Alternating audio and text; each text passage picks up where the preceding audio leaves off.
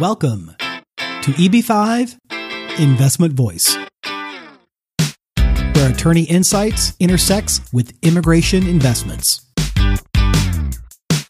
If you are a foreign investor, domestic fund manager, or enterprising entrepreneur and want to get the most out of the EB-5 program, you have come to the right place. I'm Mark Deal, and I'll be your co-host on this journey. I'm joined by your host, Mona Shah, and other attorneys at Mona Shah Associates, as well as immigration leaders from around the world. So let's get into EB-5 Investment Voice. Hi, Mark. How are you? I am doing great, Mona. Well, I'm very glad to hear that. We are terribly excited because today we have a real veteran in the EB-5 world. We have Bernard Wolfsdorf. Well, Mona, thank you. That is very, very kind of you. Veteran would be correct, reflecting my age. Well, Mona, before we get too far, let me introduce our guest. Today we have Bernard Wolfsdorf. He's the managing partner of Wolfsdorf Rosenthal LLP, a full-service immigration law firm with offices in Los Angeles, New York City, and Shanghai. Bernard not only has 30 years of experience providing exceptional quality immigration services, he's the past president of the American Immigration Lawyers Association. And let me read you some of his bona fides here. He's in the Who's Who Legal Immigration Lawyer of the Year for 2017, and that's a publication that's produced by the ABA. He's a Tier 1 top rated in California by the Chambers and Partners USA, and is also a law dragon, which is a top 20 most powerful immigration lawyers. Bernie, I have to ask, what's a law dragon? Oh, those are big monsters that breathe fire. The law dragon is just one of these rating systems, one of these little badges. I was pleasantly surprised to be selected by Who's Who Legal because that includes 700 of the top immigration lawyers, so it is peer review. But, at the end of the day, it's all about looking after your clients. The titles, the badges, well, those are good, but it's about understanding your clients and winning your cases. So that's what we're proud of, or most proud of, looking after our clients. So, and I know Mona has the best reputation for that. So I would certainly agree with that. But of course, I'm biased. I'm going to step out of the way for most of this episode and allow you and Mona to breathe some of that legal fire. Certainly my pleasure. Mark and I actually interviewed Peter Joseph from IIUSA last week. We got his side of what's going on with the legislation, etc. And we thought that we would expand that and explain some issues with the advantage of your foresight, Bernie. Well, certainly there are people more knowledgeable than Peter Joseph of IIUSA, and I am truly proud to follow in his footsteps and give you my take on what I think will be a complete revision of the EB-5 program. We've been talking about the much-needed reform, but it's finally happening. I know we've been saying this month after month for the last year or two, but I absolutely believe that in 2018 we will have a completely new and different EB-5 framework, some of it substantially better than what we've had, but there are certainly going to be some what I will call negatives associated with the new program. Well, I totally agree. And Bernie, a little bird has said that we are very close to a final deal. So much, in fact, that we might even see draft legislation within the next couple of months. And to be honest, we were expecting it to happen by September 30th. But with all that's happened with the hurricanes, etc., it's natural that they pushed it over for a bit more time. Do you feel that all of this uncertainty with what's going on with EB-5 has really affected the EB-5 market as you've seen it? Well, it's interesting because the EB-5 market is definitely segmented. You have to talk about China as a separate entity because China has traditionally contributed anywhere up to 85% of the total number of applicants. Right. And the rest of the world has been somewhere between 10 and 15%. And within the rest of the world, we clearly see Asia as contributing the top 5 countries or the top 5 countries from which EB-5 applicants are applying. So I think we see different patterns. For example, Vietnam has been extremely popular in the EB-5 program in the last 2 or 3 years, such that Vietnam will also soon have its own waiting line. And then, of course, India. Right. We've seen a tremendous upsurge in India. And there is talk about India reaching the cap by 2020, I believe. That is correct. And when we say 2020, we're talking about fiscal 2020, which starts October 2019. So for Indian nationals, beware. Many Indian nationals are frustrated with the long waiting lines under the second preference, the master's category. Lots of educated Indian nationals in the United States, lots of Indian doctors stuck in what I call the never, never waiting line. Right. And obviously being smart professionals, they're realizing that EB-5 is a viable alternative. And quite frankly, I would have to describe India as a surge. I think I'm getting more calls from Indian nationals right now than any other nationality at the present time. I agree, Bernie. So are we. But we've been seeing this for at least the last year and a half. But at the same time, I do not see this as something that will progress beyond the raising of the capital. I think that the $500,000 number is an easier number for people to put together, especially if it has to be an investment at risk. But I do not see this moving forward if it's, say, $1 million or $1.2 million, unlike China.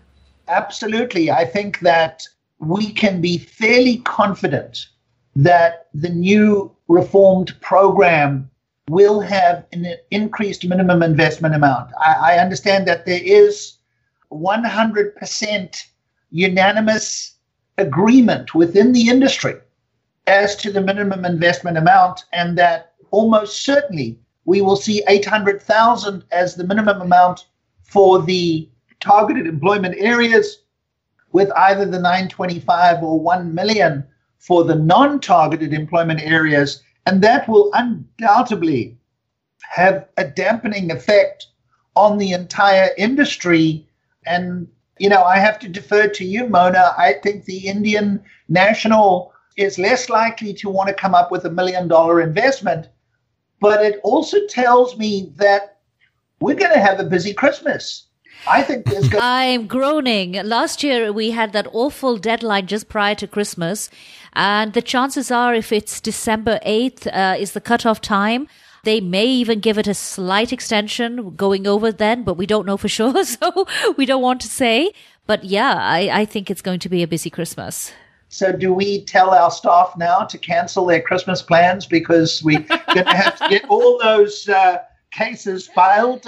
But we are seeing a surge of interest in people trying to get their foot in the door prior to this inevitable, and I'm going to call it drastic change. I think we can use the word reform because many of the provisions are designed to protect investors and to bring transparency to the program. So the good part is that the investors will be able to see their money go in.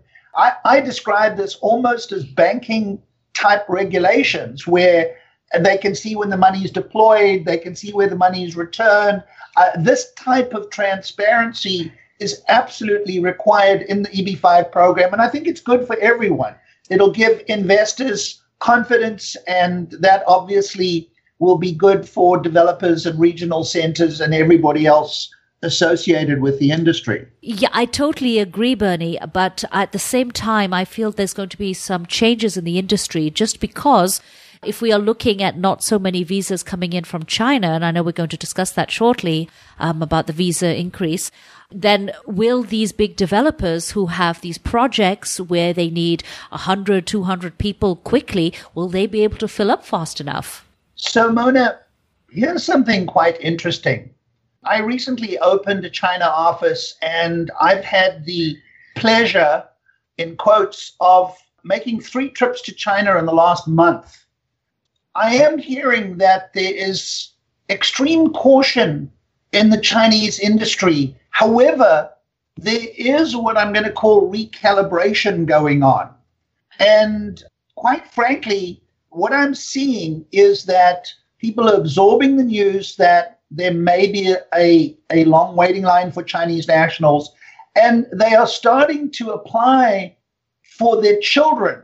Yeah. At much younger ages. It almost reminds me, I know you're in New York, but I understand that in order to get into a fancy elementary school or daycare, you have to apply before the kid's born. So I'm seeing a similar trend here with Chinese applicants applying well in advance of the anticipated date where their child may come to the U.S. to study either in high school or in college. So, but Bernie, we have a problem here because the new legislation is not going to allow minors to file for the EB-5 on their own. And I know that the new legislation is also going to have concurrent filing, which will allow people who are in the United States to at least get an EAD, a work permit, and maybe parole documents and stuff. But what about Chinese nationals who maybe want to file for the 12-year-old or the 10-year-old? How can we do that? How can we help them do that? I'm going to be a little arrogant here. We actually just got an approval on a 15-year-old last week, which was quite nice. And we filed for several 16-year-olds. I haven't gone below that. You know, there has been talk of some restrictions on minors being the principal applicant, but I'm still going to remain optimistic. The trend that I'm referring to is having, and specifically in regard to Chinese nationals, having the non-working spouse, sometimes the mom, have the non-working spouse apply as the principal applicant together with a very young child. So this is the message I've been giving for some time, and I am seeing it with applicants now applying with very, very young children. So you know what? That makes a lot of sense, yes. Even if it takes a long time. And I think the demand coming out of China will, as I say, recalibrate, and that we will continue to see China being the primary source of applicants. But I think the uncertainty has had a dampening effect. And I just can't wait until we get legislation so that we can stop the speculating and give black and white answers to people who need to plan their lives. Right. But I have to emphasize at this point, though, that we do not expect an increase of visas in this legislation at all. In fact, Mark, Bernie is one of the authors of a white paper where we have been trying to show Congress for some time that it's not necessarily an increase of visas that we want, but it's a correction of visas.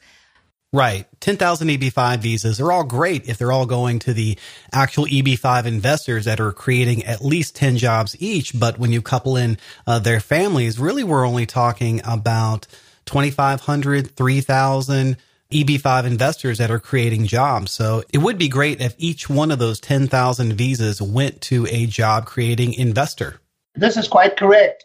Actually, the white paper, which is published by Ayla's EB-5 committee, and yes, we are one of the principal authors, but a large portion of this white paper undertakes a deep analysis of the Immigration Act of 1990 and the subsequent amendment when the Regional Center program was brought in. And it is patently clear that Congress intended to admit 10,000 investor families. You see the congressional record with Lamar Smith, Teddy Kennedy, Republicans, Democrats, everybody referring to the fact that 100,000 jobs would be created annually. Now, even us lawyers can do the math. Yes. Divided by 10, that means 10,000 families they were anticipating. And they talk of between $8 to $10 billion a year coming into the U.S. economy. And again, divide by 10, that means 10,000 families, not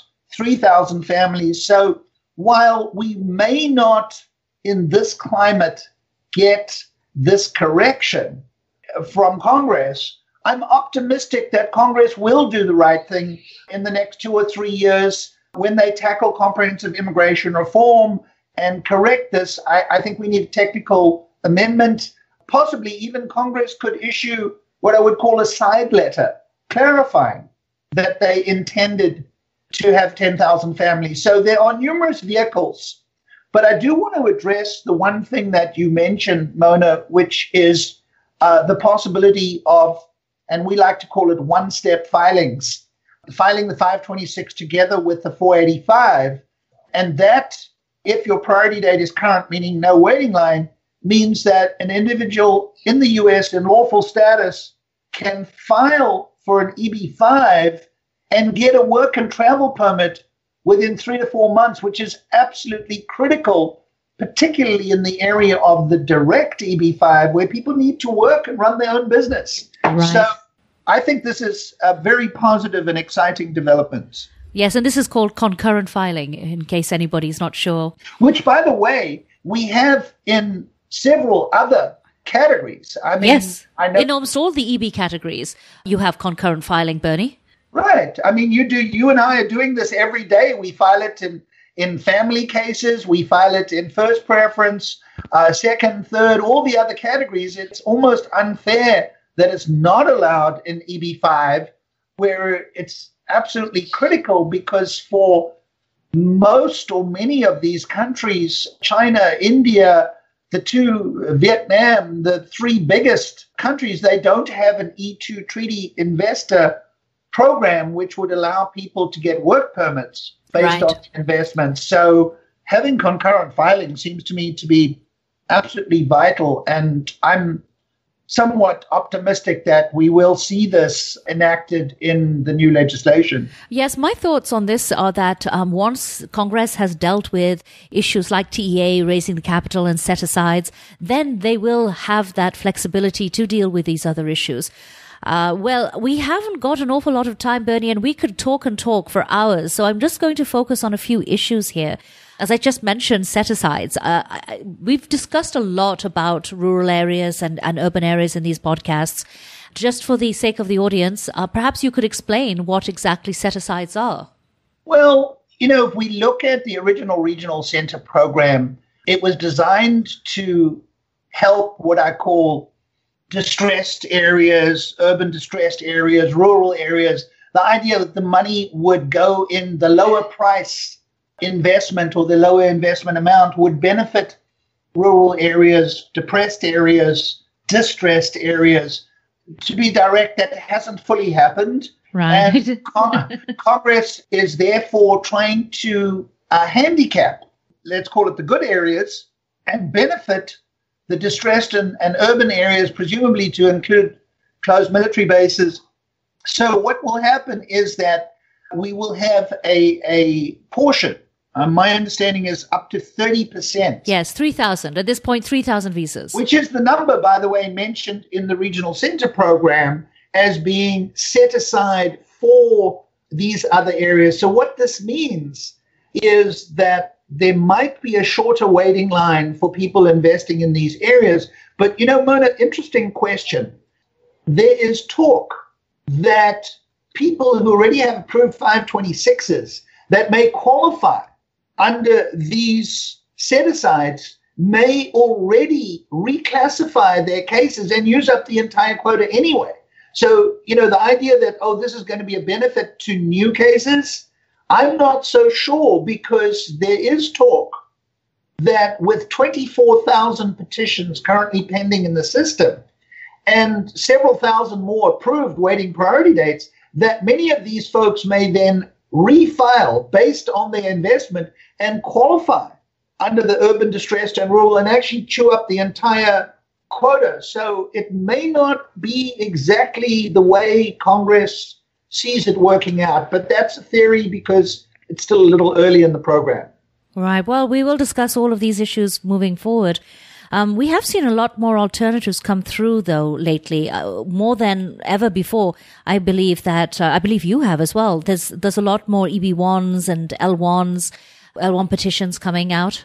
Well, that's true. And, I know your office, my office, we've always been very active in the EB-1 extraordinary ability in art, science, business, education, or athletics. We've always been active in that area, but there is something to sort of understand.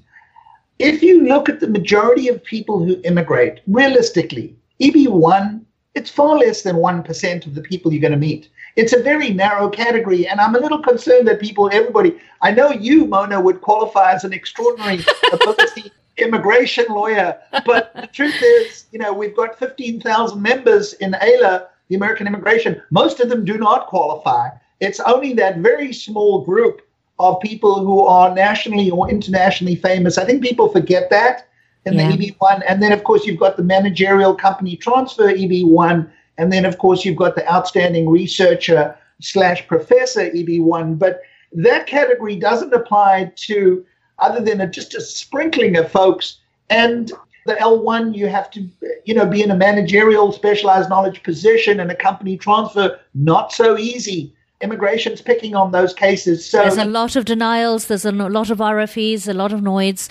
And I worry about this because I feel that sometimes good petitions get lost in the melee. This is true. We are finding, and one of the service centers right now is just issuing massive RFEs on good cases. But I think the important point to make and to note is that EB-5 applies to almost anyone who can show legitimately earned income of $500,000, at least up until the end of this year, except for, and now I have to switch over to what I'm going to call something quite sad, and that is President Trump's new travel ban, which was announced over the weekend, which puts an absolute end to issuance of immigrant visas for Iranians, Syrians, Venezuelans, it seems, do not have restrictions on the EB-5 category. Their restrictions are only for government officials. But it looks like we have a new era now of travel bans. And, quite sad, effective October 18, I actually have an interview for a Syrian national on October the 18th, which we are frantically working on right now. But it seems that there will be hundreds, and I repeat, hundreds of EB-5 applicants adversely impacted by the travel ban, and no exceptions for close family.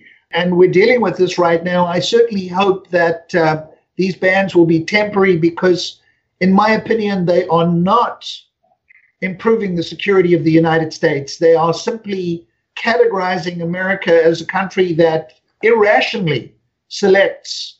I mean, Iran, there may be some good guys and some bad guys there, but the reality is the terrorists have not been coming out of Iran. Well, yes, and we have a lot of clients, for example, Iranians from the UK with dual passports, and we are finding that they're all being put into administrative processing, which is very disheartening. Although with administrative processing, there is an end point. But I totally agree with you, Bernie. This is something which I hope will end very shortly. So, Bernie, we deal a lot in our office with dual nationals, especially from places like the UK, where we have a lot of Iranians who are dual nationals. And what we have noticed is that they're all being put into administrative processing. And that is, in itself is very disheartening.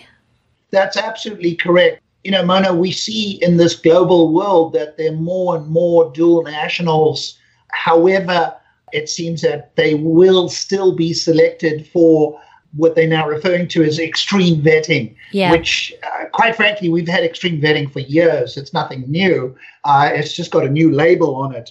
But that is certainly extremely inconvenient and unpleasant. But the good news is that the new Trump guidelines, the travel ban, does in fact provide an exemption for dual nationals. So if somebody is born in Iran and is now a British citizen, they would be exempt from this travel ban. So that at least is some relief. Let's hope that these travel bans are temporary, but I am concerned that they will be entrenched in our system.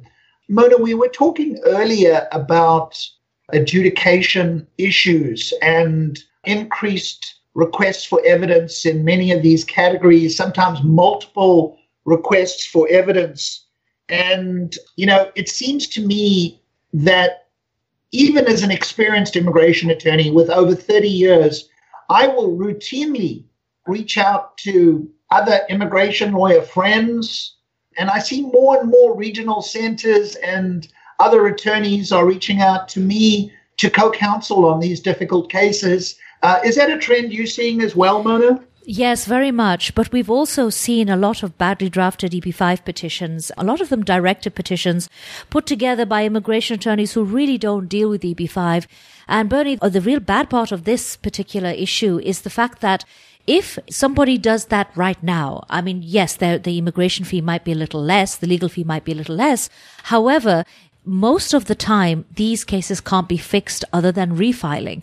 And if the case has to be refiled, they're going to be outside of the time, and the investor is going to have to come up with a lot more than 500,000.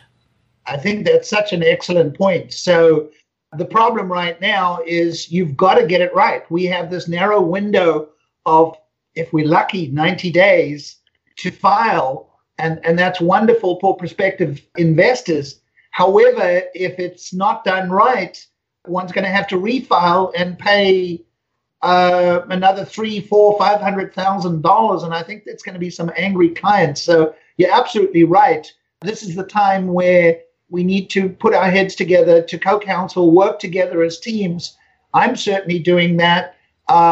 Reach out to friends whenever there's complex issues. Oh, yes, we do. We do that all the time, Bernie. But also, other than just the increase in immigration fees, there is the possibility of a lawsuit.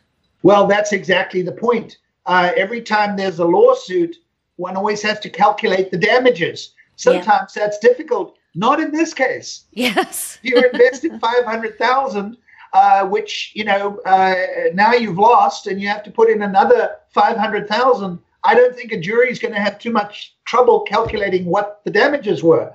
The numbers are black and white. So I do agree with you. This is the time to be cautious. This is the time to work together with, quite frankly, the top. You used the word veteran. That always reminds me how old I am. But yeah. I'm catching up. Oh, it doesn't show in your case. But the simple bottom line is that we need to work together as teams. We need to make sure we get it done right. And we are living in a very difficult era with the Trump administration that, quite frankly, we've gone from the culture of no to the culture of gotcha. It seems that immigration is out to try and find reasons at every level to deny cases so they can reduce. I call it deny and delay.